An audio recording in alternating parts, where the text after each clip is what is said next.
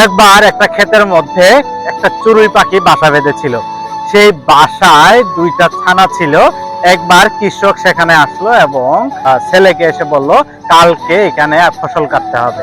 তখন সেই চড়ুই পাখির বাচ্চারা ভয় পেয়ে যায়, কারণ যে এখানে যদি ফসল কাটা হয় তাহলে তাদের ঘরটা ভেঙে যাবে। যখন তাদের মা চলে আসে তখন তারা ভয়ে তার মাকে বলে যে কৃষক এখানে বলেছিল তার ছেলেকে যে কালকে এখানে এসে ফসল কাটবে।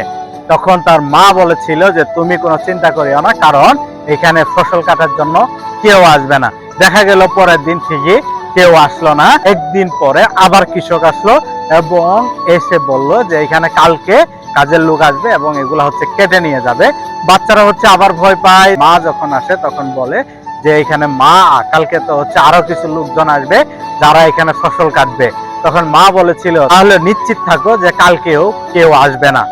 এরপরের দিনও দেখা গেল যে আর কেউ আসলো না। এরপরের দিন কৃষক আবার আসলো, এসে বলল যে আগামীকাল আমি নিজে এসে এখানে ফসল কাটবো।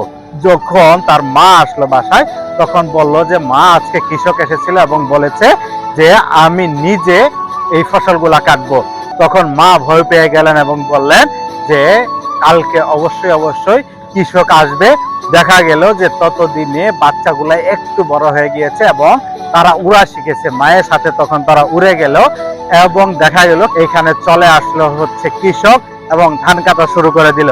তখন বাচ্চারা মাকে জিজ্ঞেস করলো যে তুমি গত 2 দিন বলেছিলে যে ফসল কাটতে আসবে না, কিন্তু শেষের দিন কেন বললে যে অবশ্যই অবশ্যই ফসল কাটতে আসবে?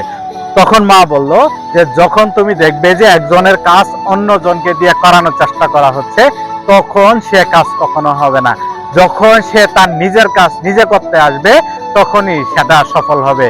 সো আমরা এখান থেকে যেটা শিখলাম সেটা নিজের কাজ নিজে যতক্ষণ পর্যন্ত না আমরা করতেছি ততক্ষণ পর্যন্ত আমাদের কাজ কখনোই সঠিকভাবে সফল হবে না।